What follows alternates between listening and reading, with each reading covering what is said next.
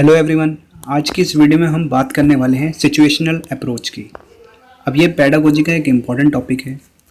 इसको मैं जो आपको बताऊंगा एक एग्जांपल के थ्रू बताऊंगा और एक ट्रिक भी है, और एंड में हम क्वेश्चन करेंगे जिससे आपको पता लगेगा कि इस टॉपिक से किस तरह के क्वेश्चन बनते हैं। तो बिना टाइम वेस्ट करे चलते हैं टॉपिक की तरफ। देखिए, पहले समझना पड़ेगा कि सिचुएशनल अप्रोच है क्या। देखिए, situational approach, the situational approach is focused on the need to practice language in meaningful situation based on activities। अगर ये लाइन समझ में आ गई तो ये टॉपिक समझ में आ जाएगा। ठीक है, क्या कह रहे हैं? सिचुएशनल अप्रोच फोकस करता है किस पे? प्रैक्टिस पे फोकस कर रहा है। ठीक है, यानी लैंग्वेज की प्रैक्टिस करनी है किसमें? मीनिंगफुल सिचुएशन में। अब देखिए, इसको एग्जाम्पल के थ्रू समझते हैं हम लोग। अब मीनिंगफुल सिचुएशन का मतलब क्या हुआ? यानी कोई भी सिचुएशन या परिस्थिति, जैसे एग्जाम्पल लेते हैं हम लोग, जैसे ये सिचुएशन होगी। ये सिचुएशन में क्या है? बच्चे क्या है? सब्जी खरीद रहे हैं। ये सिचुएशन होगी। मार्केट में बच्चे सब्जी खरीद रहे हैं, फल फ्रूट खरीद रहे हैं। ये सिचुएशन है। अब प्रैक्टिस करनी है लैंग्वेज की, क्योंकि उसने बोला है इस अप्रोच में।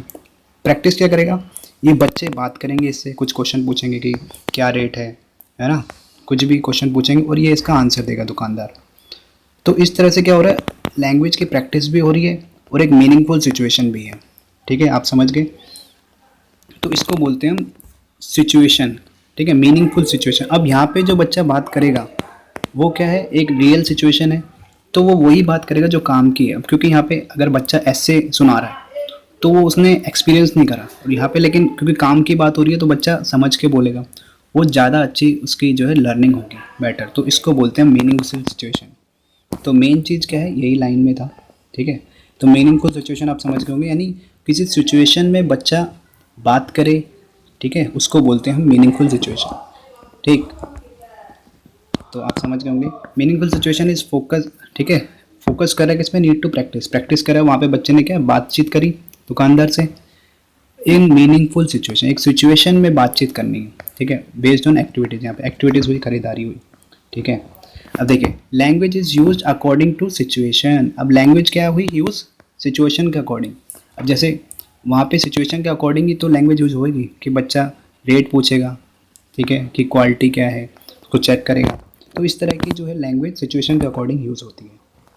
It is also known as oral approach. Oral approach क्यों है? क्योंकि यहाँ पर रिटर्न में कुछ हो ही नहीं रहा।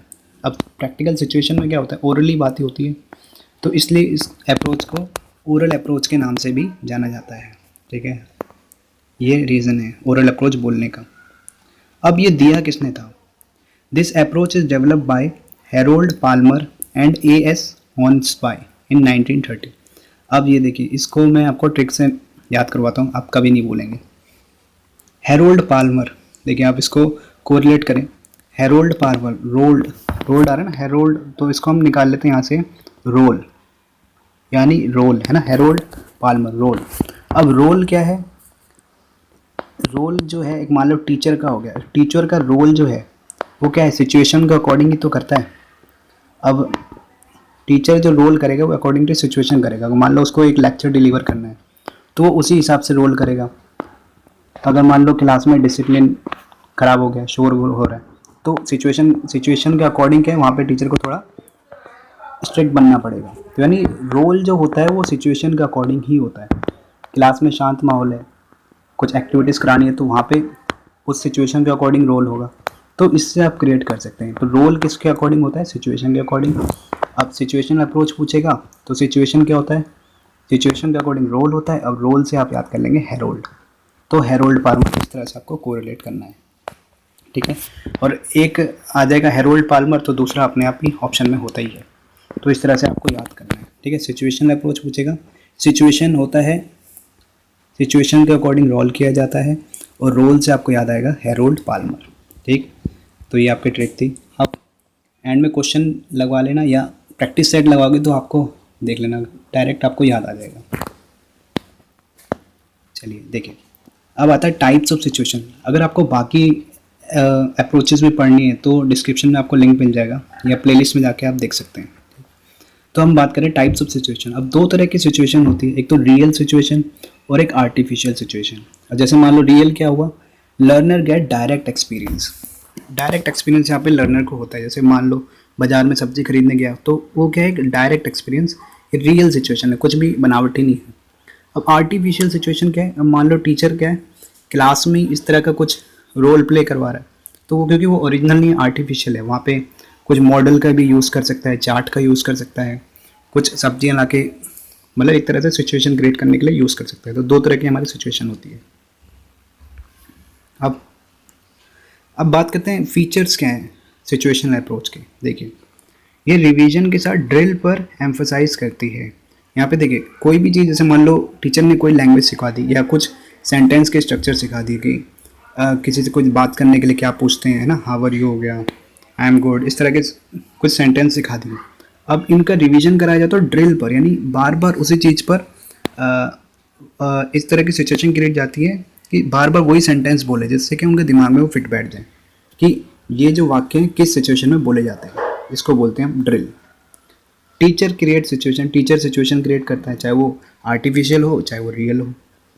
अब प्रॉपर सिचुएशन क्रिएट करने के लिए अप्रोप्रिएट टीचिंग एड्स और मटेरियल यूज़ किए जाते हैं। मान लो क्लास में कुछ सिचुएशन क्रिएट की जा रही है, तो वहाँ पे क्या कुछ टीचिंग एड्स की अगर ज़रूरत पड़ रही है, जैसे मान लो कोई जैसे वोटिंग का हो रहा है, वोटिंग का सिचुएशन करनी है, अब डायरेक्ट तो ले जाके कर नहीं सकते, क्लास में टीचर ने वोटिंग, जैसे वोट डलते हैं ना, उसकी सिचुएशन बनाई, तो वहाँ पे क्या है कुछ टीचिंग एड्स भी लगेंगे, डब्बे लगेंगे, कोई मशीन सी लगा दी वैसे ही, और कुछ मटेरियल भी लगेंगे, पर्ची वर्ची, चुनाव चिन्ह। तो इस तरह से बोलते हैं इसको। प्रॉपर सिचुएशन क्रिएट करने के लिए कुछ मटेरियल यूज़ करे जाते हैं। और इसमें क्या है, टू साइडेड इन्वॉल्वमेंट। अब बच्चा जो होता है खाली वो अकेले बात नहीं कर रहा है, जैसे मान लो ट्रेडिशनल में क्या होता है, बच्चा को याद करके ऐसे सुनाता है, लेकिन यहाँ पे ऐसा कुछ नहीं है। यहाँ पे क्या है, टीचर जैसे बच्चा कुछ बोलेगा तो उसके सामने रिस्पॉन्स करने वाला भी कोई होगा, या तो दूसरा बच्चा होगा या टीचर होगा। तो इसलिए बोलते हैं कि टू साइड इन्वॉल्वमेंट होता है इसमें, और रिटर्न नहीं है, इसमें खाली बोलने पे ज़्यादा फोकस किया जाता है। ठीक, इसलिए इसको ओरल अप्रोच भी बोलते हैं। अब देख लेते हैं डीमेरिट्स क्या है इस अप्रोच के। डीमेरिट्स देखते हैं, it is difficult for teacher to create situation for everything. अब टीचर के लिए काफ़ी मुश्किल हो जाता है कि हर टॉपिक के लिए सिचुएशन क्रिएट करें। ठीक है, अगर आप टीचर बनने जा रहे हैं तो आपको ये पता होगा। अब सुटेबल फॉर लोअर क्लासेस होंगी, ऐसा क्यों? क्योंकि लोअर क्लासेस में क्या है, कुछ टॉपिक ईजी होते हैं, वहाँ पे सिचुएशन क्रिएट करना ईजी होता है, लेकिन बड़ी क्लास में क्योंकि टॉपिक भी थोड़े मुश्किल हो जाते हैं, तो उनके लिए सिचुएशन क्रिएट करना और भी ज़्यादा टफ हो जाता है, इसलिए सूटेबल है लोअर क्लासेस के लिए ही। ठीक है, तो हमारा टॉपिक हो चुका है, आशा आपको समझ में आया होगा शॉर्ट में। अब देखते हैं जो क्वेश्चन जो आया हुआ है उसके बारे में। ये क्वेश्चन पूछा गया आपके, which approach is related with creating a real life scenario in class. एक रियल लाइफ सिनेरियो क्लास में क्रिएट किया जाता है, जैसे हमने बात करी, तो कौन सा है? सिचुएशनल अप्रोच, क्योंकि सिचुएशनल अप्रोच में एक सिचुएशन क्रिएट किया जाती है, रियल लाइफ सिनेरियो क्लास में क्रिएट किया जाता है। ठीक, तो यही था क्वेश्चन आया हुआ था। तो अगर वीडियो, थैंक्स फॉर वॉचिंग, अगर वीडियो पसंद आया है तो अपने दोस्तों का शेयर कर देना, वीडियो को लाइक करके जरूर जाना, और वीडियो कैसा लगा कमेंट में ज़रूर बताना। तो thanks for watching, have a nice day.